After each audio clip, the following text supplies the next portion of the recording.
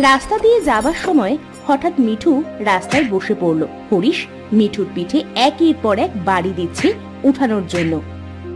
কি জ্বালায় পড়লাম রে বাবা, এই অলস মিঠু তো বসে পড়লো, ওঠাতেই তো পারছি না। এই ওঠ ওঠ ওঠ বলছি, ওঠ। কি রে মিঠু, বসে পড়লি কেন? মালিক তো তোকে খুব মারছে। কি করব বল, পায়ে যে আর বল পাচ্ছি না। কষ্ট করে ওঠ মিঠু, না হলে মালিক কিন্তু তোকে মেরেই ফেলবে। হরিশ মিঠুর ঘাড়ে একটা বাড়ি দেওয়ায় মিঠু প্রচন্ড ব্যথা পেয়ে সেখান থেকে উঠে দৌড়তে লাগলো।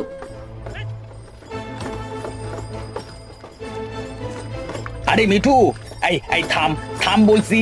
আরে এত জোরে ছুটিস না, থাম মিঠু। ওরে বাবা রে, আরে আমি পড়ে যাব তো। কি রে মিঠু, আগে তো উঠছিলিস না, এখন এত দৌড়াচ্ছিস কিভাবে? থাম, আমি যে আর তোর সাথে দৌড়াতে পারছি না, থাম বলছি। পাজি বজ্জাত লোক আমার কাঁধে মেরেছে, আমি খুব ব্যথা পেয়েছি, তাই দৌড়াচ্ছি। তা তুই যাচ্ছিস কোথায়? জানি না, যেদিকে দু চোখ যাবে সেদিকেই যাব।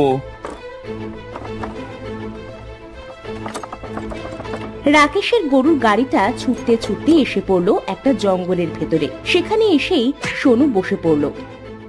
কত সারা বজ্জাত গরু, এই গভীর জঙ্গলে কি করতে এলি? এই যাব আমি মাঠে, আর নিয়ে এলি জঙ্গলে? ওঠ সোনু, তাড়াতাড়ি মাঠে চল। ওঠ ওঠ বলছি, চল মাঠে চল। আজ তোদের দুটোকে আমি পিটিয়ে ভালো করব। কত সারা দল। অনেক চেষ্টার পরেও যখন সোনু উঠল না, তখন সে কষ্টে নিচে বসে পড়ল। এবার আমি কি করব? হে, কিভাবে এই জঙ্গল থেকে বাড়িতে ফিরব? এই অলস দুটোকে নিয়ে আমি আর পারি না। এমন সময় হরিশের চোখ গেল পাশের ঝোপে। সেখানে একটা মোটা তাজা সুস্থ গরু ঝোপের ভেতর থেকে লতা পাতা টেনে খাচ্ছিল। ওই তো একটা গরু দেখা যাচ্ছে, এই মনে হয় এই জঙ্গলের গরু। এই আপাতত সোনুকে গাড়িতে উঠিয়ে নি, আর একে দিয়ে গাড়ি টানায়। হ্যাঁ,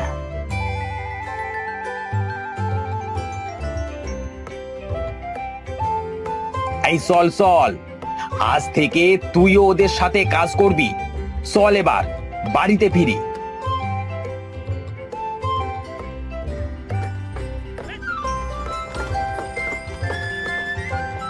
হরিশ সোনুকে গাড়িতে উঠিয়ে এদের দুই গরুকে নিয়ে গাড়ি টানিয়ে বাড়ি ফিরল। এত সুন্দর একটা মোটা তাজা গরু দেখে হরিশের ছেলে মেয়ে ছুটে এসে বলল, বাবা বাবা, এই গরুটা কোথায় পেলে? গরুটা দেখতে খুব সুন্দর। বাবা, আজ থেকে কি এটাও আমাদের গরু? হ্যাঁ বাবা, আজ থেকে এটা আমাদের নতুন গরু। এই দুটো বজ্জাত ছুটতে ছুটতে জঙ্গলে চলে গেছিল, আর সেখানেই পেয়েছি একে। হ্যাঁ, খুব ভালো হয়েছে বাবা। এর নাম আজ থেকে রানী রাখলাম, একদম রানীর মতো দেখতে। বাবা, তুমি ঘরে গিয়ে বিশ্রাম নাও, আমি এদের খেতে দিচ্ছি। হরিশ ঘরে চলে গেল। এদিকে রাকা গরু তিনটেকে গোয়াল ঘরে নিয়ে গিয়ে খেতে দিয়ে বলল, খা, তোরা পেট ভরে খা। আর হ্যাঁ, বাবা আসার আগে কিন্তু সব খেয়ে ফেলবি, না হলে কিন্তু বাবা আমাকে খুব বকবে।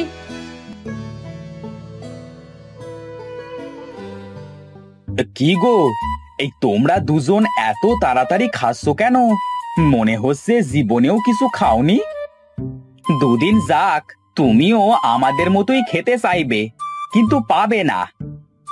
কথা না বলে তাড়াতাড়ি খাও, আমাদের মালিক কিন্তু খুব কিপটে, আমাদের খেতে দিতে চায় কম আর খাটায় বেশি। ও, এই কথা। আমি তো অনেক কাজ করতে পারবো, তোমাদের মতো দুর্বল না, বুঝেছো? হ্যাঁ ভাই, সময় হলে দেখা যাবে। আর কথা না বলে খেতে শুরু করো। পরের দিন হরিশ রানী আর মিঠুকে বলল, আজ কাজে মিঠু ও রানী যাবে, সোনু একটু অসুস্থ, ও আজ বাড়িতে থাকুক। চল তোরা গাড়ির কাছে চল।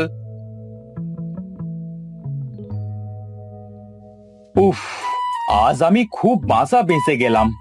আজ আমার ছুটি, আজ আমি নাক ডেকে ঘুমাবো। এদিকে হরিশ তাদের দু গরুকে নিয়ে মাঠে চলে গেল।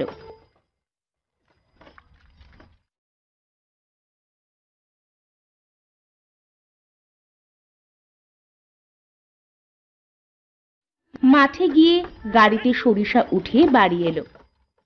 বাড়ি এসে সেগুলা গরু দিয়ে মাড়াই করে গরু দুটোকে গোয়াল ঘরে বেঁধে রাখলো। খুব তৃষ্ণা পেয়েছে, সেই সকাল থেকে খাটছি, আর পারছি না। এমন ভাবে চললে আমি তো দুদিনেই শেষ হয়ে যাব। এভাবে বেশ কিছুদিন হয়ে গেল। রানীকে দিয়ে দিন রাত পরিশ্রম করানোর জন্য রানী খুব অসুস্থ হয়ে পড়ল।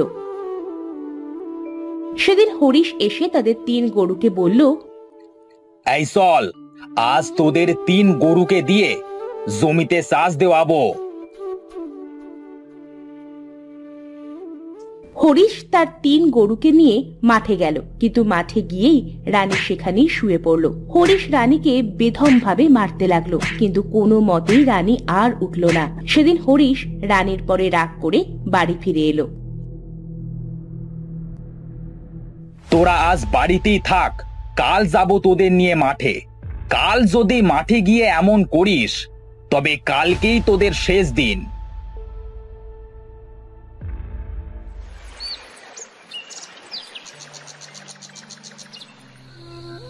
আমাদের মালিক আমাদের উপর খুব নির্যাতন করে, এর হাত থেকে বাঁচতে হলে আমাদের পালাতে হবে। হ্যাঁ রানী, তুমি ঠিকই বলেছো। চলো, এখন তো রাত, আমরা ওই জঙ্গলে পালিয়ে যাই। আমরা গরু বলে আমাদের ওপরে মালিক যেমন তেমন ভাবে নির্যাতন করে, ওর ছেলে গলুইও যেন আমাদের মতো গরু হয়ে যায়। এই কথা বলে তারা 3 গরু সেখান থেকে পালিয়ে জঙ্গলে চলে গেল।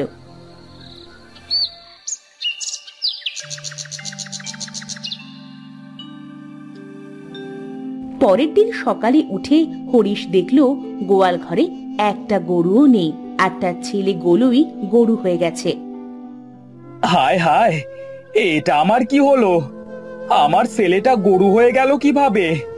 আর আর আমার গরু 3টে কোথায় চলে গেল? বাবা, এই গরুর জীবন থেকে আমাকে মুক্ত করো। বাবা, তুমি আমাদের গরুগুলোর উপরে খুব নির্যাতন করো বলে তাদের অভিশাপে আমার ভাই গরু হয়ে গেছে, আর তারাও আমাদের বাড়ি থেকে চলে গেছে। ঠিকই বলেছিস মা, সবই আমারই ভুল। চল, আমরা গরু 3টেকে খুঁজে আনি, ওরা নিশ্চয়ই জঙ্গলে গেছে। হরিশ তার 2 ছেলে মেয়েকে নিয়ে জঙ্গলের উদ্দেশ্যে রওনা দিল। আর এদিকে ওদের 3 গরুর এমন বেহাল অবস্থা দেখে প্রকৃতি কন্যা তাদের বলল, তোমাদের 3 গরুর কি হয়েছে? তোমাদের এরকম অবস্থা কেন? প্রকৃতি কন্যা, আমাদের মালিক আমাদের দিয়ে খুব খাটায়, খেতে দেয় না, তাই আমাদের এই অবস্থা। মালিকের কাছ থেকে আমরা পালিয়ে এসেছি। প্রকৃতি কন্যা তার জাদু শক্তি দিয়ে একটা সবুজ গরু, একটা সাদা গরু আর একটা সোনার গরু বানিয়ে দিল।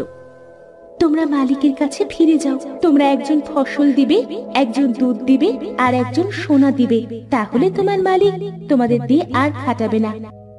প্রকৃতি কন্যা, আমাদের কথা বলবার শক্তি দাও, যেন আমরা মানুষের সাথে কথা বলতে পারি। আচ্ছা, তাই হবে, আজ থেকে তোমরা মানুষের মতো কথা বলতে পারবে।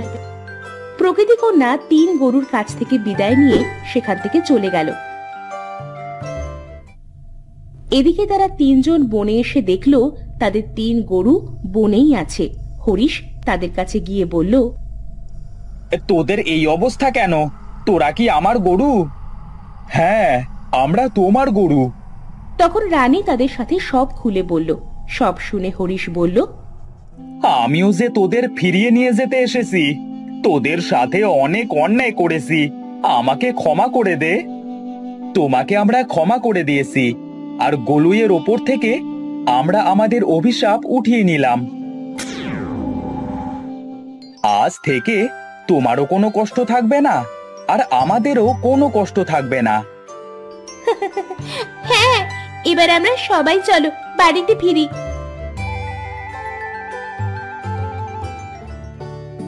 এরপর থেকে হরিশ সোনুর কাছ থেকে দুধ নিত, মিঠুর কাছ থেকে তরকারি নিত, আর রানীর কাছ থেকে সোনা নিয়ে সে অনেক ধনী হয়ে গেল। আর তারা সবাই সুখে শান্তিতে দিন কাটাতে